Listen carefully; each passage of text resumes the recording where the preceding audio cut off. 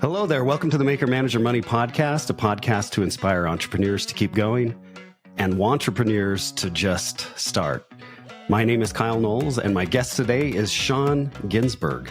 Sean is a self-made millionaire who's built a staggering $75 million portfolio, and he's here to share his revolutionary PCA, Premium Client Attraction System. Forget those generic sales tactics. Sean's approach is all about personalized value, targeting high-quality prospects, and mastering the art of follow-up. He's a 10X certified coach mentored by the renowned Grant Cardone, but Sean has carved his own path to success, ditching those tired scripts for high-impact, personalized pitches that yield a whopping 50% conversion rate. Prepare to have your sales game elevated as Sean reveals his secrets to attracting and closing premium clients. Welcome to the show, Sean. Man, thank you so much for having me on. That was a fantastic intro. Thank you. I appreciate that, man. I feel like the president right now. Where are you dialing in from today? I'm here in San Diego, California. Okay. And the weather's probably pretty nice today, I'm guessing. Yeah, I just came from Mount Shasta, so it was freezing up there. So to come back to 65 and sunny is it's a little better than, 25 and freezing with 30-mile-an-hour winds. For sure. It was 20 degrees here in Utah this morning. So I hear you. On that. So the first question I want to ask you, Sean, is what's the number one thing you want to accomplish in 2025? Get known, man.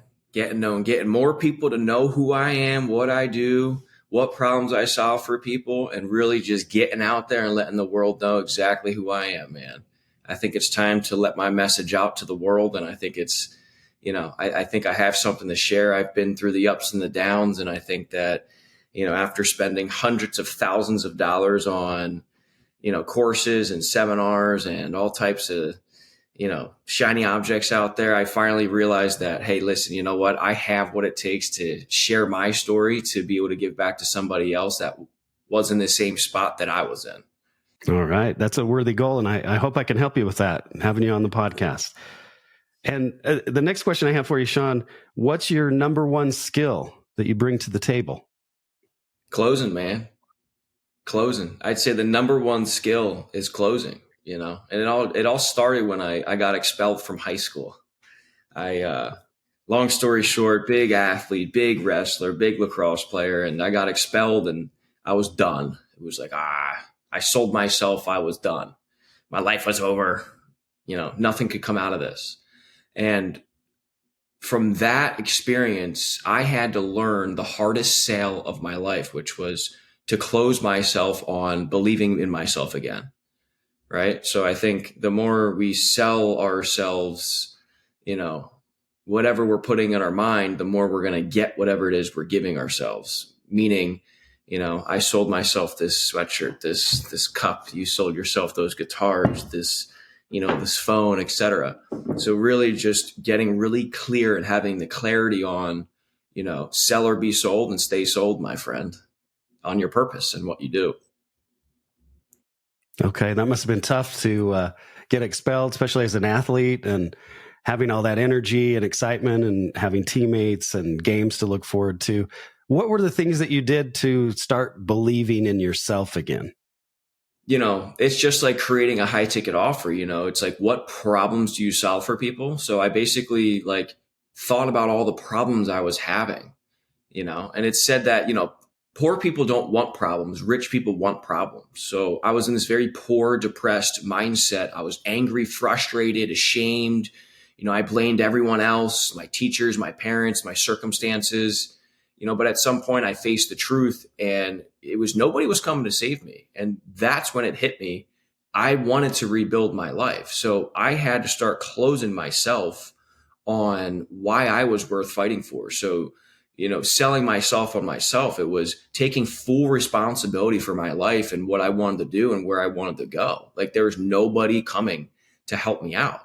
And then taking all those problems and being like, okay, wait, these are negative things, but for every negative, there's a positive. So what's on the opposite side of this negative thing here? If I was angry, then I was probably super happy. So I started to realize, wait, this is the best opportunity of my life. Like, this is the absolute best thing that could have ever happened to me. I'm not going to get in trouble. I can finish school online. I can save up all my money. I can move out of, Philadelphia, my small town. I can move to California. So I started looking at it like, wait, this is an opportunity. This is not, my life's not over. This is like the biggest chance for me to, to get out of this in a positive way and make a story out of this. So they wanted to make an example out of me. No, I'm going to make an example out of this for all the people that have a worse situation. I can, and that are going through it, and maybe they're going to go on drugs, and maybe they're going to consider, going suicidal. Like, maybe I can be the person that says, wait, hold on. This is actually the best thing that could have ever happened to you, but you have to use your circumstance to change your future. So you capitalized on that. And were there any mentors or books you read, things you listened to, those kinds of things? Oh, yeah. Yeah. So once I moved from Philadelphia to California, I got, 48 Laws of Power, Think and Grow Rich, As a Man Thinketh, Richest Man in Babylon, and then journaling like crazy. There's a lot of stuff when you're super young. It's like, you're just clicking. All these ideas and all these things are coming to you. Like, if you don't write those things down, you don't really know the power of what you're actually thinking about. So like, I would go back to these notes that I wrote at like 4 a.m. and be like, oh my God, wow. Like, I wrote that. And then I would act on those thoughts, on those ideas to a certain degree. Once I got out to California, though, it took me, some time to find what I was going to do. And I ended up finding real estate, and I was a realtor for a long time. I took 7 months to do my first deal. And after 7 months, I was like, okay, I need somebody to, kick me in my butt and figure out how I can, make some more money and help more people faster. So that's when I hired a mentor. I started reading more, anything I could get my hands on, self-development or sales, Tom Hopkins, Brian Tracy, Zig Ziglar, OG Mandino, all of the greats. And then I found, Cardone. Cardone's like a modern day version of these guys. And I just, kept stacking on the portfolio of all of these different people. And I turned it all into my own stuff. That's fantastic. And did you continue journaling then when you got out to California? Yeah, man. Just always. I always have those random, everyone does, They're like Think and Grow Rich says that, this infinite intelligence, it's this ether. There's something out there that just, boom, you get this idea, and all of a sudden it's like, where did that come from? It's like, dude, don't not write that down. Do not rely on your mind. It's the biggest scam in the world. Like, write it down so you actually remember. So yeah, always. I always write. Like, if I just wrote something down. Yes, see, I forgot. I'll tell you right now. I wrote down, let's see, I'll tell you right now. He who seeks finds nothing. He who allows finds everything. And that just came out of nowhere, So I always am journaling, always finding something. And that was at 12:54 a.m. I woke up and I was like, why am I thinking about this? And I just started writing that down. So yeah, constantly journaling, constantly reading. Right now I'm reading a lot about the universe and, kind of why we're here and how we became and all those types of things. I'm really deep into the universe. I like those types of things.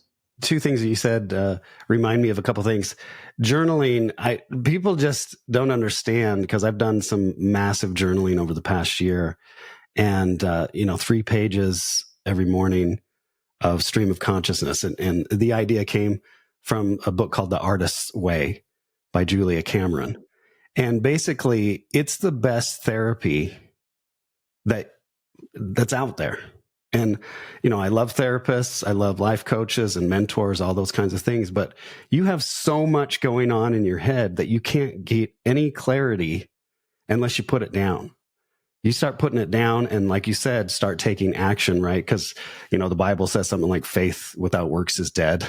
Well, thoughts without work, those thoughts are dead as well. So, and the thing I wrote down this morning is actually from a song, but I'll just tell you, because I just wrote it right before we got on this call together. But it was just a great lyric, and it says, "You can't become if you only say what you would have done." Beautiful. So anyway, I just wanted to share those two thoughts. But yeah, the power of writing is so incredible. I think we take it for granted, and the tools are so easy to come by. That's beautiful. That's almost like Buddha, you know. The thoughts that you think is the life that you live, right? Or what is Ralph Waldo Emerson? You know, what a man thinks about all day long is who he becomes or who he is. You know, that's Yeah, I love that. so. And basically, what I just got from that is you need to think and speak and act as if it's already done in the present tense, like you've already completed it. Which I can speak full experience with that. You know, any goal that you want to hit, anything you want to achieve, you know, write it down like it's already accomplished. I want to make $1 million. I am a multi-millionaire. You know, I make $10 million a year. You know, I have 15,000 real estate units, right? I get a lot of questions like that. Hey, how do you write the goals? How do you, and then, but the thing is like, Denzel Washington said it. I forget his exact quotes, but he basically says, you know, a dream that's just in your head, that's not written down, is just a dream, you know? But that quote that you said, that's beautiful. I love that. That's amazing. That's a good one. Yeah, just from I'll send you the song later. We'll put it in the show notes, but it's a fun little happy song. But yeah, I just, that lyric just struck me this morning. And so you go out to California, you get your real estate license, you do your first deal, those kinds of things. You're taking in, you know, mentorship by reading books and listening to tapes or CDs or things you can find online. I know Jim Rohn was one of your guys. We mentioned in an intro call that Jim Rohn was another one. I've listened to a lot of Jim Rohn and Zig Ziglar as well, and they're fantastic. So you're taking all these inputs in, you're writing down, you have these vision. What were some of the first goals that you wrote down that you acted upon and made come true? Yeah, you know, thanks for mentioning that. Jim Rohn was actually a huge influence in my life. God rest his soul. I never got to meet him. Man, there's like a 4.5-hour seminar on YouTube, and I could probably recite half of it, you know. But I think the first goal was to really like Jim Rohn says, like, who do I need to become? Like, who is it? Who am I? What am I? Like, where am I going? And when I could, you know, clearly articulate those questions and have an answer for them, that's when I was like, okay, well, if I want to become him or this or that, well, I have to be that. So that's where that present tense thing comes into play, where you have to like walk the walk. You actually have to, you know, do the work. You have to be that person, right? You have to make your phone calls. You have to follow up. You have to create relationships. You have to, you know, put out content. You have to do all of these things. The first goal is, who do you need to become? Who do you need to become? And then the second goal would be, you don't stop until you become that person. Once you become that person, you set new targets, you set higher standards, you start doing it all over again. One of my mentors now is like, dude, this is a constant, you know, battle of you recreating yourself millions of times in your lifetime. So like last week, I wasn't the same person, you know. 2 months ago, like I probably wouldn't be the same. I'd be thinking you're talking about something different. So I'm constantly doing something different because I'm trying to, you know, become the best version of me, you know, and I haven't found that person yet. So as much as people are like, oh, you're successful, I'm like, dude, I haven't done anything yet. Like I've not even scratched the surface, you know? And then I sit there and people are like, oh, do you know this? I'm like, dude, I don't know anything. The more that I know nothing, the more it just seems to come to me. The more I get to understand, the more I have the willingness to understand, I kind of understand that there's too much to know to even grasp, you know? So that's why I really, a goal of mine also is highly specific. Get highly specific on what's the one thing that you want to do and what you want to focus on and what you want to master, which will ultimately bring you the results you're looking for. I was all over the place, you know, and I still feel like that today. It's like, I'm here, I'm doing this, I'm doing that. I'm in this company, I'm in that. It's like, well, wait, like, what am I going to do here to be the best at, where somebody's going to call me and say, dude, you're the best at it. I want you to do this for me. I want you to solve the problem for me. So everybody out there that may be starting a business or that has a business, but you're kind of jumping all around and you're kind of being a jack of all trades, Focus on one highly specific niche and master that niche, and everybody will pay you whatever price that you want because you are the best at it and you're the only one that can do it. And when did you have that realization that you needed to kind of narrow your focus and pick one thing? Well, once I got certified with GC, it was either I was going to go the consulting route, stay in real estate. I was kind of like, I had multiple options, and it was like, well, why don't I just do all of them? And I went back to a time when I was in real estate and I was producing like 15 to 20 million a year and in personal production. And I was like, you know what? I'm going to get my loan license, my NMLS. And one of my mentors at the time, one of my brokers, he was like, dude, he's like, do you want to be the best at what you do? Or do you want to be like kind of good and make a little bit of money? And I was like, dude, I want to be the best at what I do. He's like, well, then stick to one thing and one thing only, period. And I said, okay, you're right. Because if I'm doing real estate here and I'm trying to get them the loan too, it's like, dude, you're not going to get good. You're not going to get great at both of them. You're not going to have to be able to put in the both of it so much time into both. Right. So at the time when I was just got, licensed with Cardone and I was helping coach his clients, I was like, do I want to keep producing? Do I want to consult? Do I want to coach? And for me, it was more fun to teach somebody how to go make 20, 30, 40, 50 grand. I got more purpose and fulfillment out of teaching people how to do that than I did. I still produce. I still do deals. I do wholesale deals, creative finance deals. I'm actually learning right now how to acquire companies.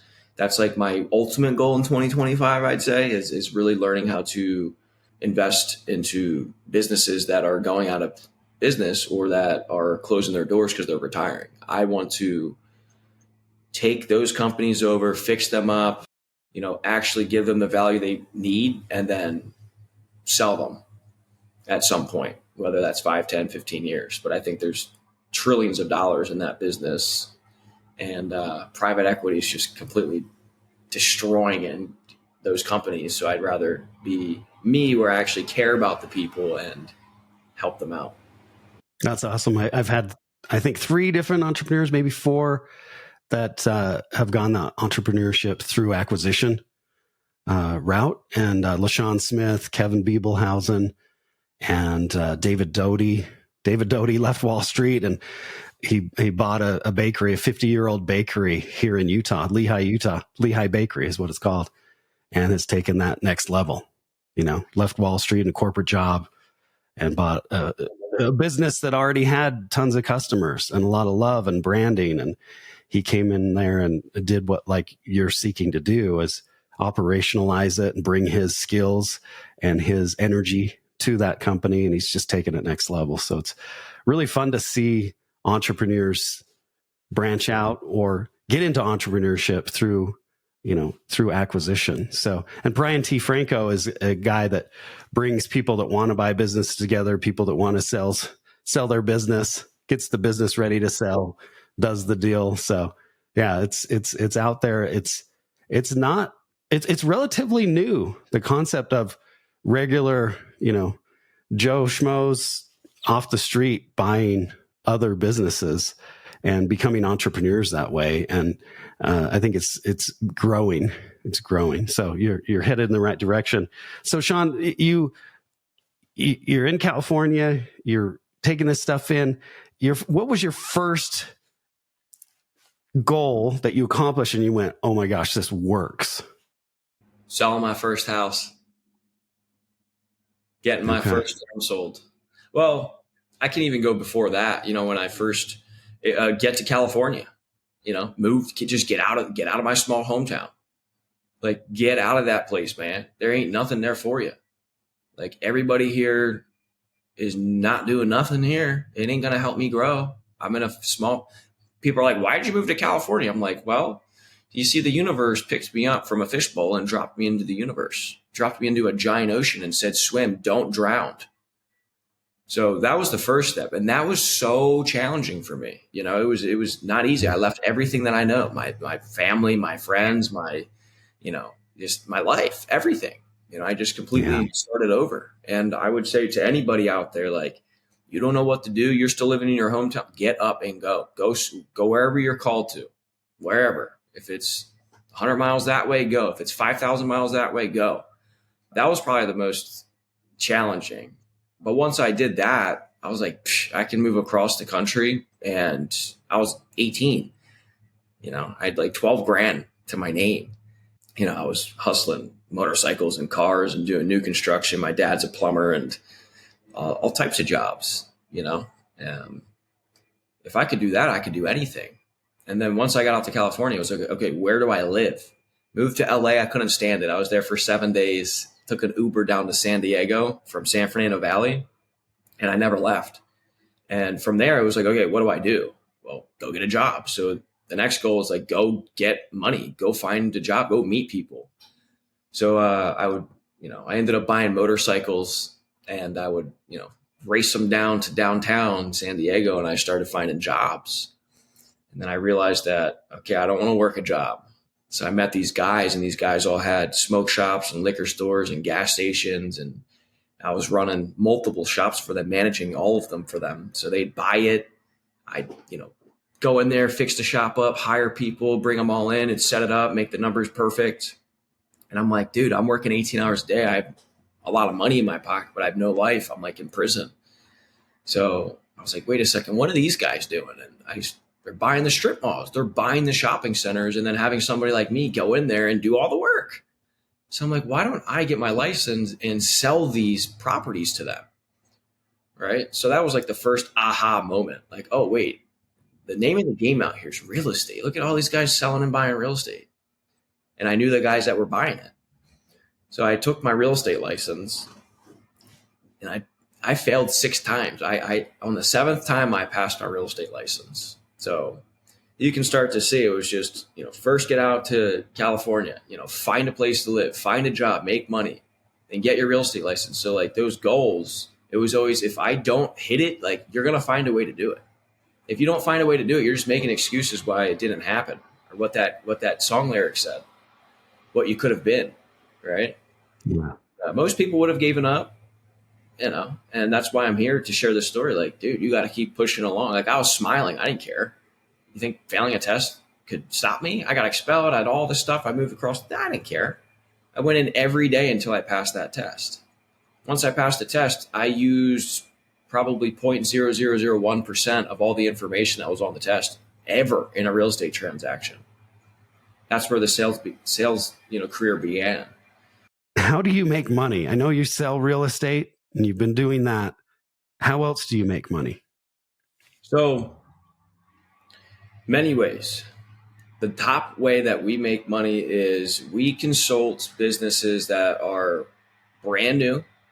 We help businesses that are already established but want to make more money and get to the next level. And we help advanced entrepreneurs / businesses, take them to the next level.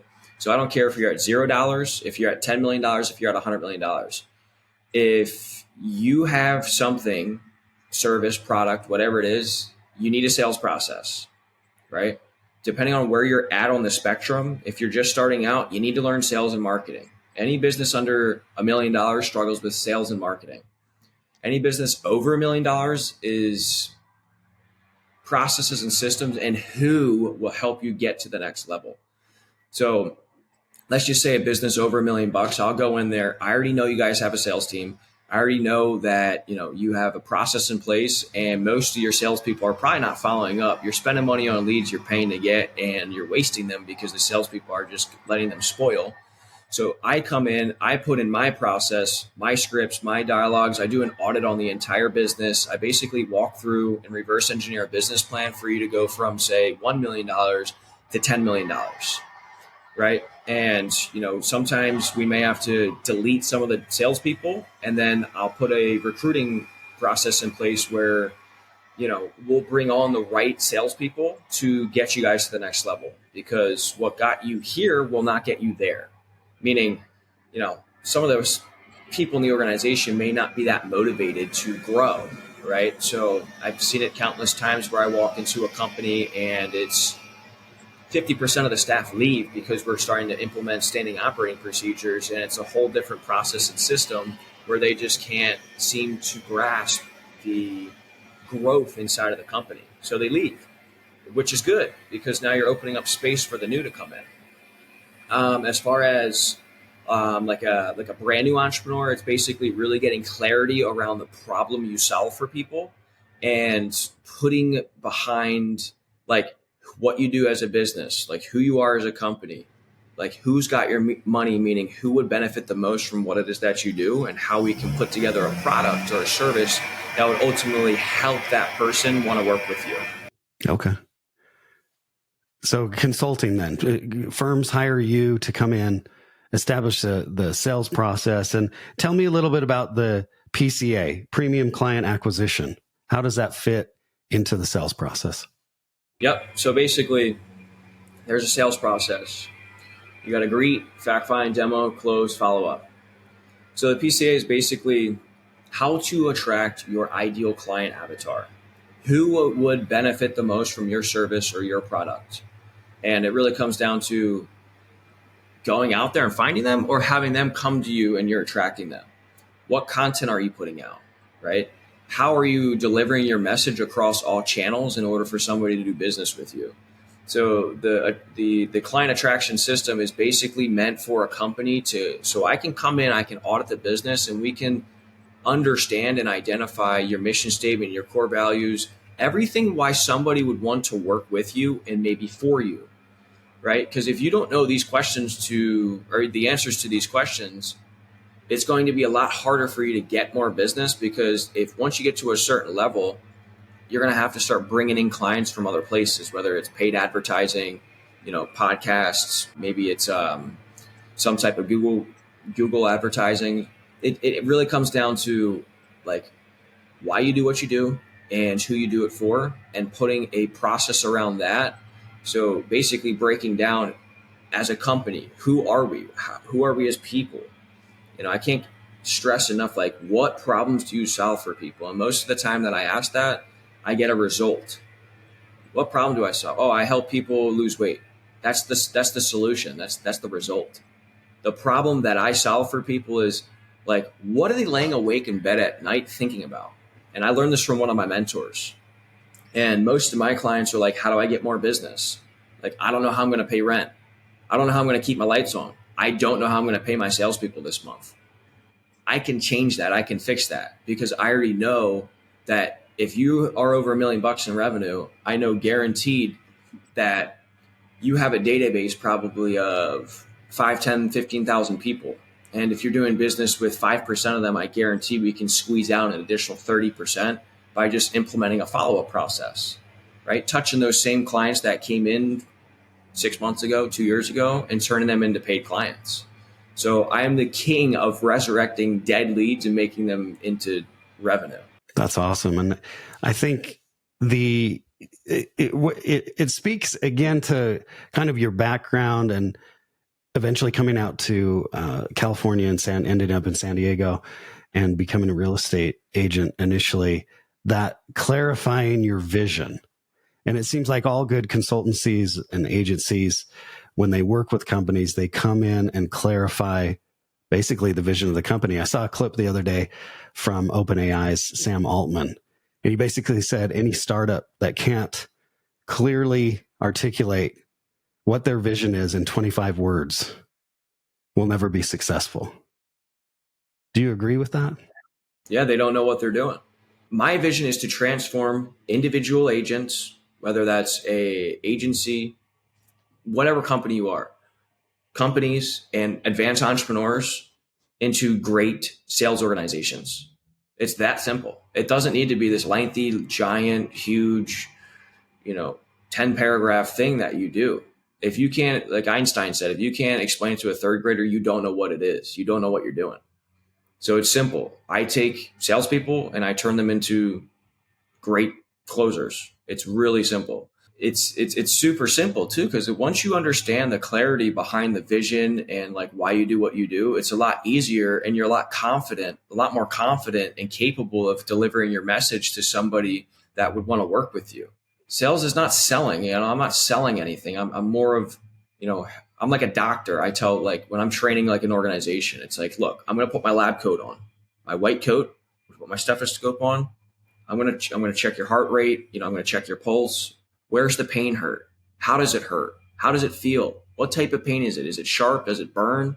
Like, I'm really trying to understand how I can help that person, because ultimately they're going to sell themselves on my product because I know what I'm doing. I know how to help that person, and I know how to clearly articulate what I do and how I can help them. You don't go into a doctor and the doctor's like, oh yeah, here's the prescription. Like, for what? What do I need this for, doc? Like, oh no, just take it. It's just take the medicine. Like, they're not going to take the medicine. You'd think the doctor's a quack. So the doctor does his whole entire spiel, does all his vitals and checks everything, and then prescribes you or diagnoses the problem. It's the same thing in sales or any product or service you have. You really want to understand what that means for you as a business. All right, Sean. So what are some of the deliverables that you deliver to clients? Well, first things first, I have to really understand the business as a whole. So it's really a deep dive on the business. So I do a whole entire audit on the business, sales, marketing, operations, everything. And I kind of get a feel for the business, where it's lacking. Maybe it's lacking sales. Maybe it's lacking operations. Maybe it's lacking marketing. It just really depends on what those answers, what I see from those answers. If I understand that, let's just, for instance, say it's sales, because I love sales. If it's sales, and by the way, everything is sales. If you're bringing on people, you're selling them the vision. You're selling them everything that your company is. Like, let's say, for instance, the sales process is broken, and I know that. I'm going to go in there and I'm going to say, what are your KPIs? They're going to say, I don't know. Or, oh, they're 12% on, close rate. And it's like, how long have you been seeing that? Well, we don't know. We've just been tracking it for 6 months. It's like, if I don't have these standing operating procedures in place, basically I'll go in there, I'll implement my KPIs, I'll understand and track everything. I'll understand how many calls the salespeople are making, where they're going wrong on the sales calls. Every call will be recorded. Basically I'll implement a system. We use Go High Level, for instance. We work with some of the companies where they already have a system that's tailored to their product or service, so we can do that. But most of the time we actually switch over to ours, because then I can track it a little bit more lenient. Then I put a training in place. Some organizations, their salespeople kind of show up and they're just kind of winging it. So we have all the salespeople come for training every single day. They have to train for at least 10 to 15 minutes on our platform every single day, and we can track and monitor that. Now, with that being said, we also do live role play. So I practice a lot of jujitsu.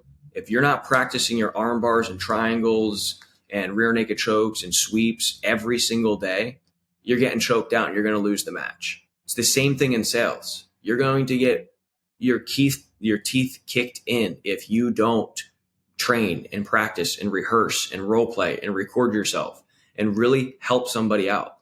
The reason you do all this is because if you have to think about what to say next, you really don't know what you're doing. You should be able to say these things right off the roof of your mouth. It should be so fluid and so smooth. And if it's not, you got to go practice more.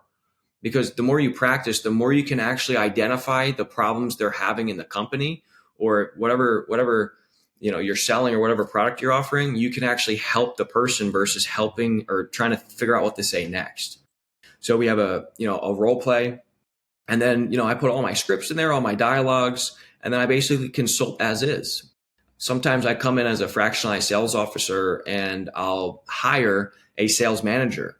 So if you have a sales team of 40 people, usually you want to keep it that you have, say you have 40 salespeople, you should have 8 times 5, you should have 8 managers. For every 5 salespeople, you should have 1 sales manager and then a director of sales, right? So I would start as a director, I'd have the managers, and I have the reps. And then I'd replace me. Once I'm done consulting, I'd actually hire a director of sales for that specific role to manage the entire thing. That's high level. If you guys don't have an organization of that, altitude or that size, it's more of setting up the process and the procedure and the foundation for you to actually bring on the people. So I learned this from one of my mentors. It's the 4 Ps. You have to promote, you have to profit, you have to have a process, and then you add people. So when you promote, you're getting attention. When you profit, you just converted the traffic that you promoted from. And then you have a process for converting those leads. once you have a process that you basically understand and you just prove that it works, now you can add salespeople and, employees to the company. That's where most of the time I go into companies and I get on the phones, I make calls, and I'm like, let me figure out this process. Let me actually figure out how to sell somebody on this product. Let me see if I believe in this product. If I don't believe in the product, I won't even join the company, because I can't sell something I don't believe in. So I really have to understand and deep dive into the business for all of this to work. Does that all make sense? Yeah, it does. It does. So it sounds like, doing that audit, you've got some reports that you're generating, you're establishing KPIs, you're seeing what's really going on under the hood of a business, and then implementing sales processes, hiring people, hopefully, the ones that aren't into this role playing and training and all that kind of stuff, they leave the company. And that way you can bring in some new salespeople. And then you're actually boots on the ground, making calls, trying to figure out how to sell their product or service. Correct. And it's really, I forgot one thing, also what I've learned from one of my mentors, it's really aligning the mission of the companies with the personal, professional, and financial goals of the employee or salesperson.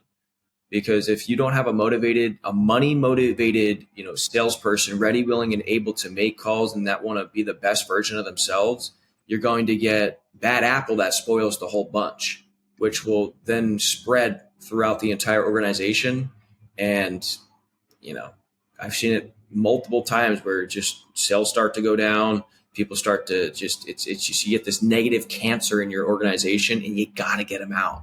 You got to cut that thing off for the new to come in to lighten up the spirit and bring sales back up. For sure. What are your thoughts about capping commissions then? No, never cap commissions. Why would you cap commissions?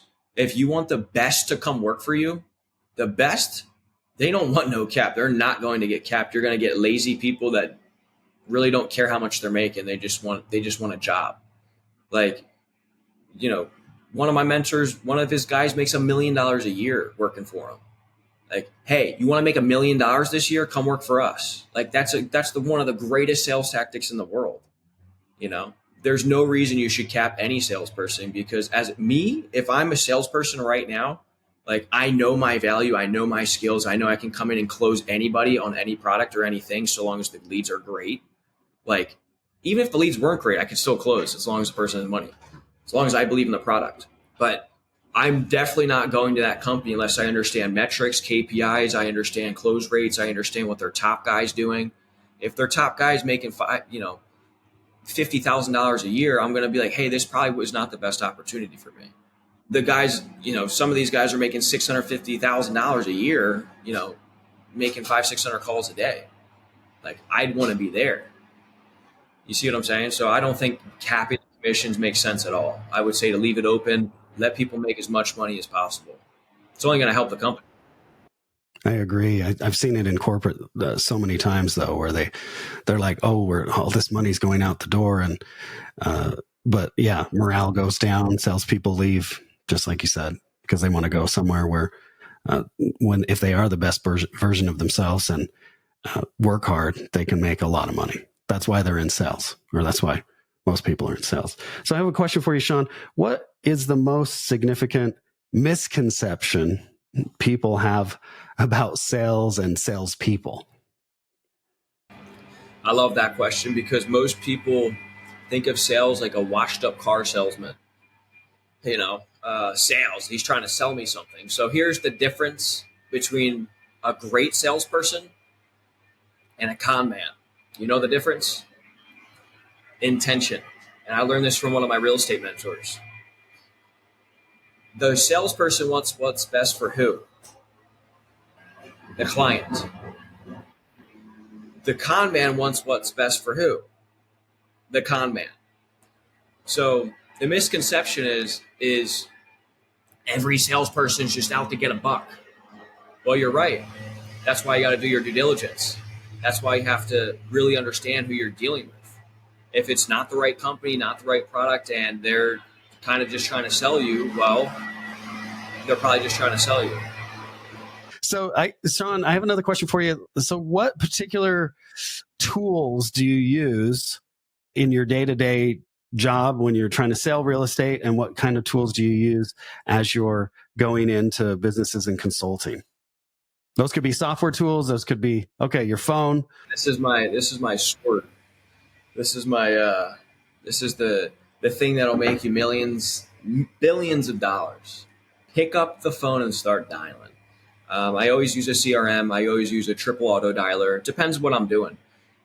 What's a triple auto dialer? I'm not familiar with that. Sure. So it's a software or system where you can call 3 or 4 people at a time. So you don't have to call one by one. You can call 3 people at once. So if I'm prospecting, I'm definitely getting on. Sometimes I'll call off 6 lines, and people always say, "Well, what if 2 people answer?"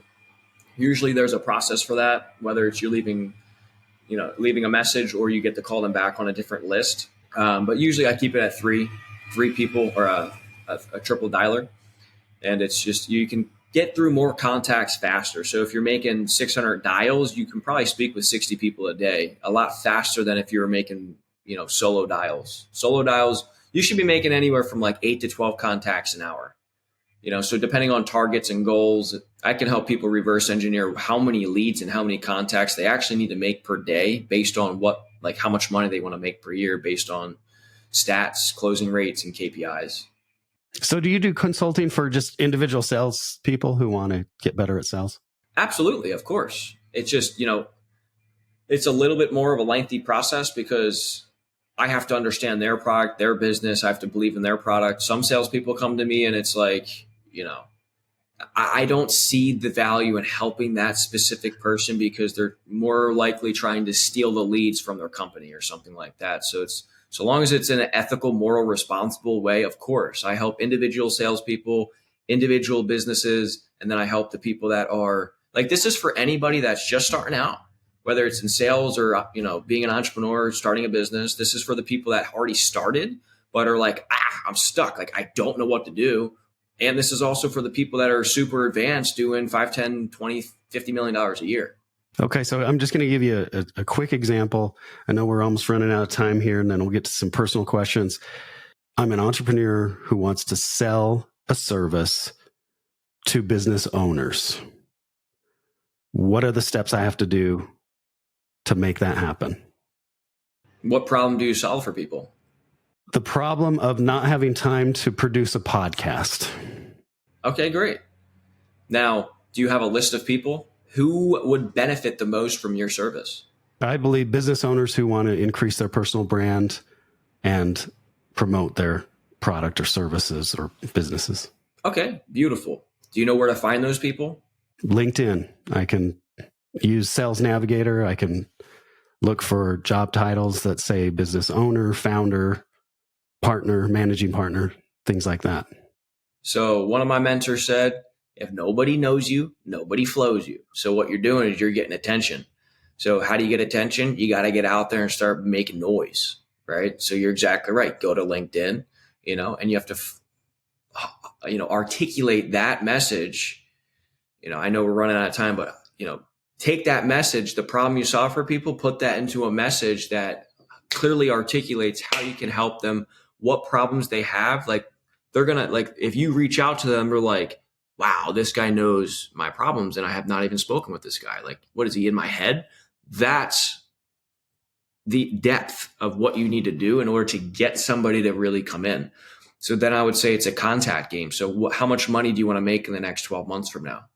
$60,000. Okay, $60,000. What's the price of your product? $1,000 an episode. So that's 60 clients. 60 clients. If let's just say we'll use an average rate of 6% close. So if you take out your calculator and you do, 60 clients, how I got 60 is 60,000 divided by 1,000 is 60 clients, right? Or 60 episodes. If someone wanted to do a weekly episode, that would be one client 52 times in a year, right? You want to make 60 grand though, right? Yeah. So yeah, it doesn't matter. See, this is where the great point. Most people will get caught up on that. So it doesn't matter how it happens. It's just $60,000 you want to make. the price of the product's $1,000. You just need 60 clients, whether that's one client 52 times, one client, just whatever. It's $1,000 for 60 clients. If you divide that by a 6% close rate, you need 1,000 contacts. You need 1,000 people that are in your database, and you'll get 1,000 people that say you work 300 days a year. It's really only about 3.3 people. That's rounded up to 4.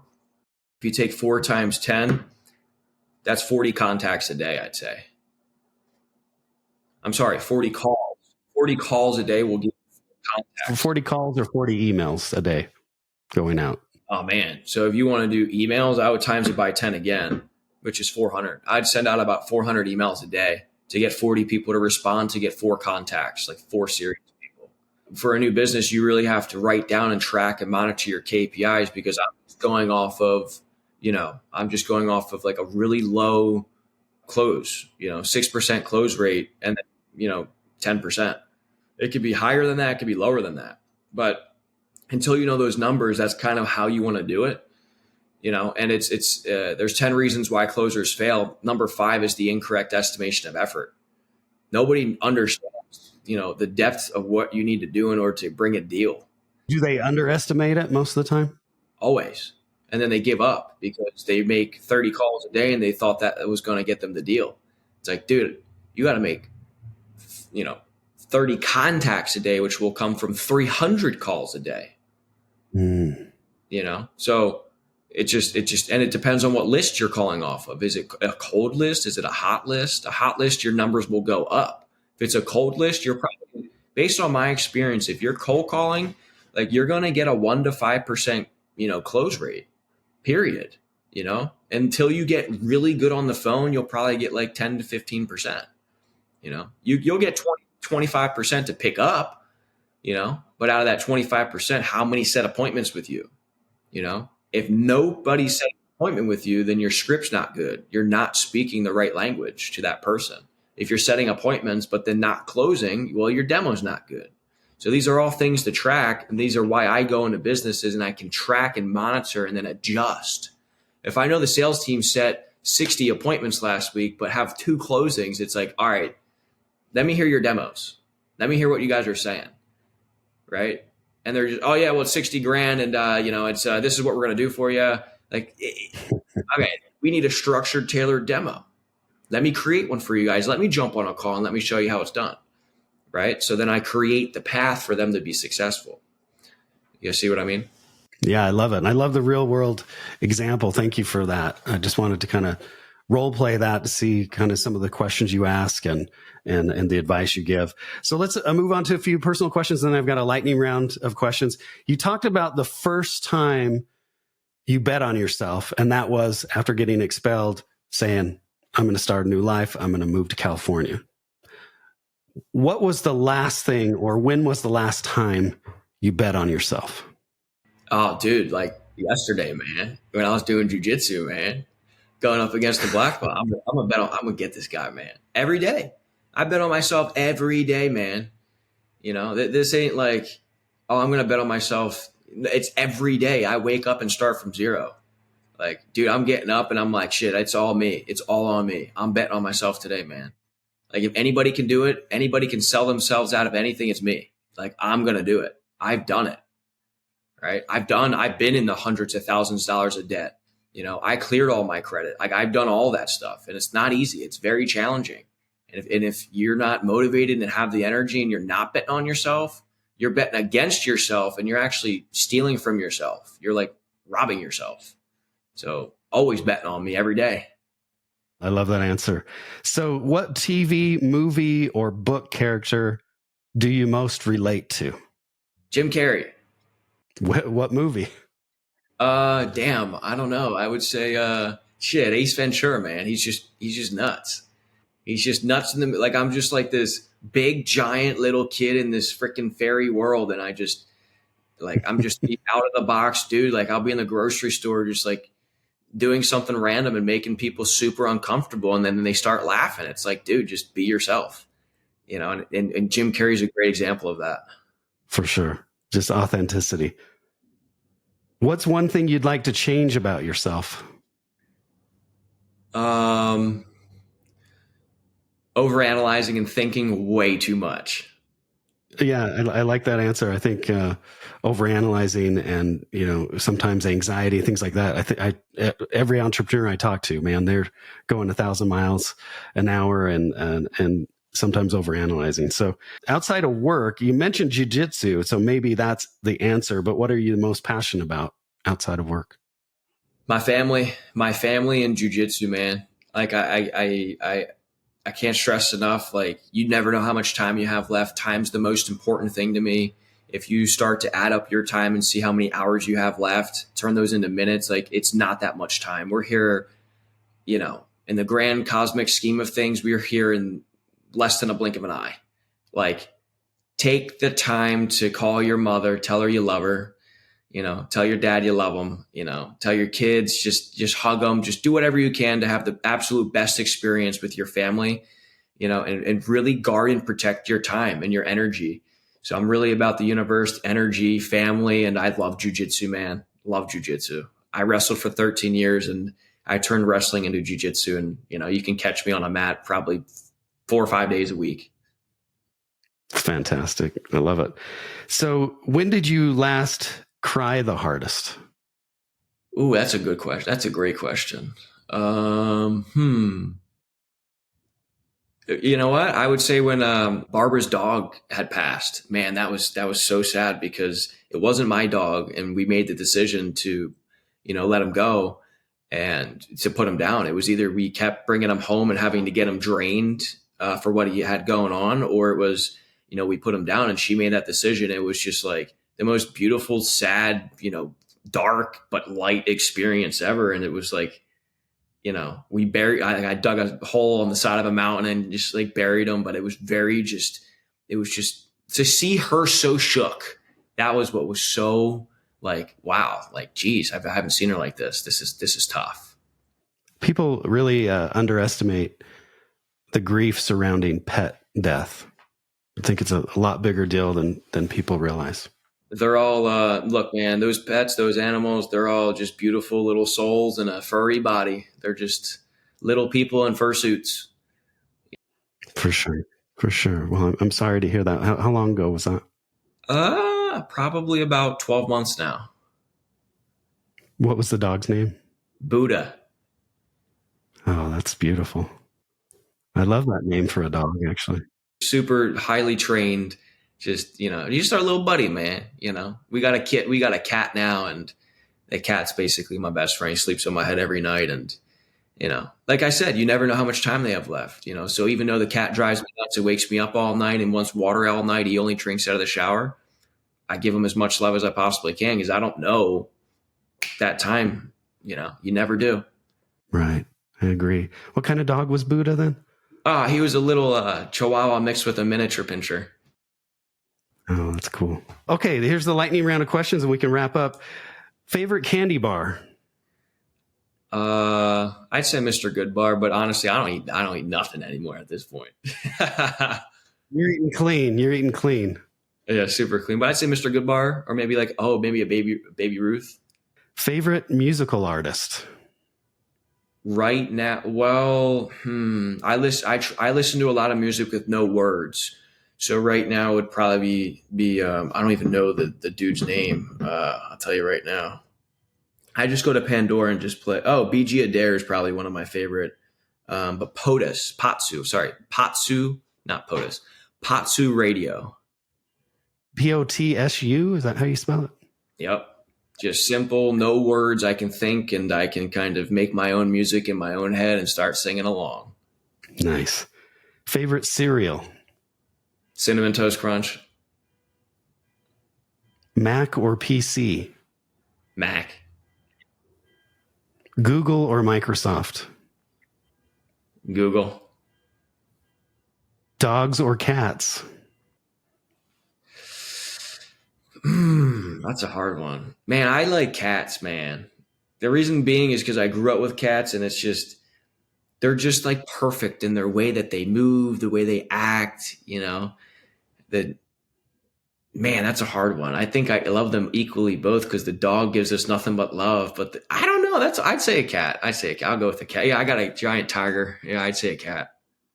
Nice. So last question for you, Sean, before we wrap this up. What's the worst thing about being an entrepreneur? And then the opposite of that, what's the best thing? Worst thing is you're in business 365 days a year, 7 days a week, 24 hours a day. Pick up the phone. You always have to pick up the phone. Most entrepreneurs don't. The best thing about that is that you can do whatever you want, whenever you want, with whoever you want, when you say you want to do it. So you have the freedom to do whatever you please. If you want to close up shop that day and not work, go ahead. But at the end of the day, it's a huge sacrifice, and most people are not willing to do the work it takes in order to get to a spot where you're free, that you can have that freedom. So it takes all of that time to put in to be able to deposit or withdraw the time back that you want to use for whatever you want to do. Thank you. I really like those answers. So, Sean, I just want to thank you for taking some time to be on Maker Manager Money today. Your conversation really reminded me about this quote, and I'll probably butcher it a little bit, but it's about extreme ownership. And the quote is something to the effect of, take ownership of your life and a terrible thing happens. No one to blame. And it just, the things we've talked about just remind me of that quote. And I loved all the books you mentioned at the start of the conversation. I'm right there with you. I was a big Jim Rohn fan growing up, listened to a lot of Zig Ziglar, Napoleon Hill, all these other giants, Man's Search for Meaning. These kind of books are very, very helpful. We'll list them in the show notes. But thanks again, Sean, for taking some time, being generous with your time. And I can't wait to publish this episode. Thanks for having me on, man. This was an absolute opportunity. I appreciate it. Listen, this was amazing. Glad that I had the opportunity to use your platform to be able to share my story with people. So God bless you. Thank you. And man, this was great. Blessings to everybody.